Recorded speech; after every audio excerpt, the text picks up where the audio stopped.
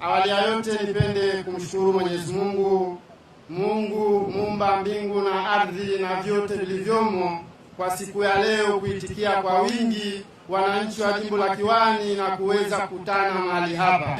Tumshukuru pia waziri wetu wa TAMISEMI kwa kutujalia Kiwani, kutuongezea madiwani ambaye miongoni mwenu nimesimama hapa kwa sababu nyongeza huenda kwenye.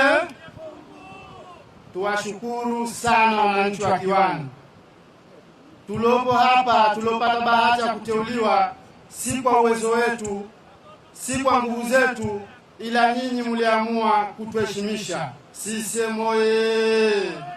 Kiwani oye! Hatuwezi kuwa sisi bila nyinyi. Tuwaombe kitu kimoja, na hichi ndio muhimu sana.